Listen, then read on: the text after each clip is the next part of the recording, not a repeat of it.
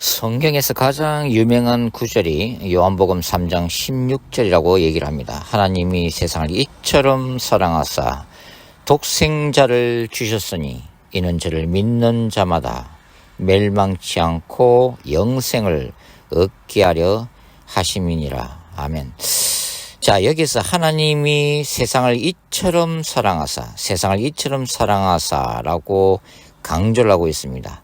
자, 그렇다면 하나님이 어떻게 세상을 사랑하셨길래, 어떤 방식으로 우리들을 사랑하셨길래 성경은 하나님의 세상을 이처럼 사랑하셨다고 말씀하고 있을까요? 오늘 그것이 무엇을 의미하는지를 한번 생각해 보도록 하겠습니다. 자, 요한복음 3장 16절은 요한복음에 속해 있는 구절이죠. 그렇다면 우리가 요한복음 1장부터 3장까지 전체적인 그 메시지의 흐름을 이해할 필요가 있습니다.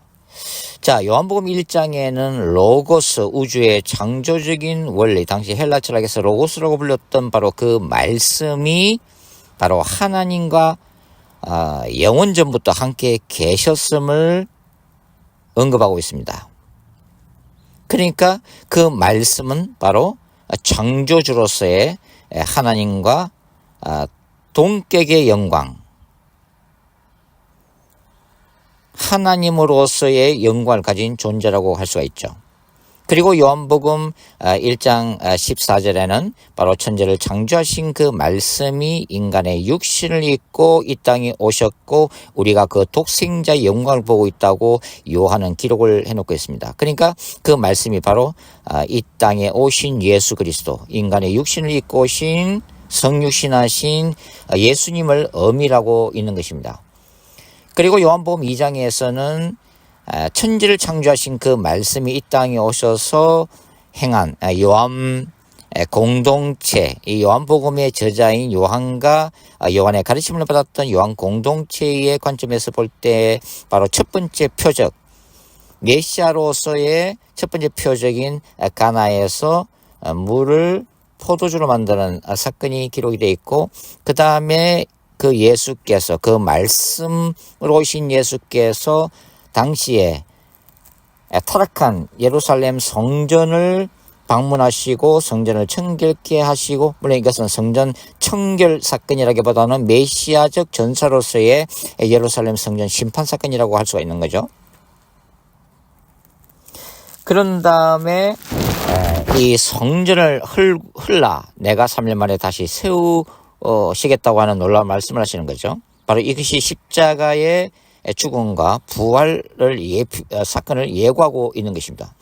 그러니까 참된 성전을 오신 예수님의 아이덴티티에 대해서 요한 공동체가 증거하고 있는 것이죠. 그리고 3장에 오면은 바로 당시에 예루살렘 종교 시스템을 다스렸던 사내들인 공의의 한 멤버였던 니고데모가 예수님께 찾아오게 되고, 거기서 유명한 물과 성령으로 거듭남에 대한 비밀이 드러나게 됩니다. 그리고 예수님은 이 물과 성령으로 거듭남의 역사가 성령께 속한 신비, 즉 구원이라고 하는 것은 성령께서 행하시는 놀라운 신비에 속하는 것임을 밝히신 다음에, 그 다음에 광야에서 불순종으로 죽어가는 이스라엘 백성들에게 모세가 놋뱀을 만들어서 높이 쳐들고 그것을 쳐다보는 자마다 구원을 얻으리라고 하는 바로 예수 그리스도의 십자가 사건을 예표하는 구약적인 이야기를 언급하신 다음에 나온 게 이 유명한 바로 요한복음 3장 16절의 말씀입니다. 하나님이 세상을 이처럼 사랑하사.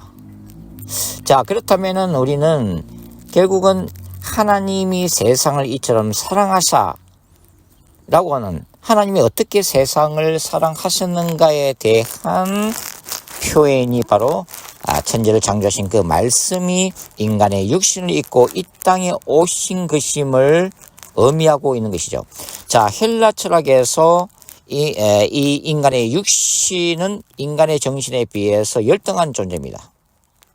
그리고 초기 영주주의 사상에 따르면 인간의 육체라고 하는 것은 영혼을 가둬놓는 하나의 감옥에 불과한 것이죠. 그런데 하나님이신 예수께서 바로 그 비천한 인간의 육신을 입고 이 땅에 오셨다고 하는 것입니다.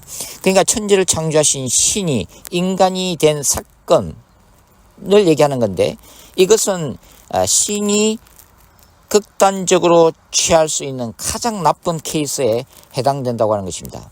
그러니까 인간의 몸을 입고 온다는 그 자체가 시공간의 제약을 받는 존재가 된다는 것이고, 인간의 육신을 가지고 있기 때문에 인간의 육신이 경험할 수밖에 없는 온갖 고통을 직접 경험해야 한다고 하는 것이고, 그 다음에 십자가에 달려서 피조물이 인간에게 온갖 조롱과 멸시를 받는 신으로서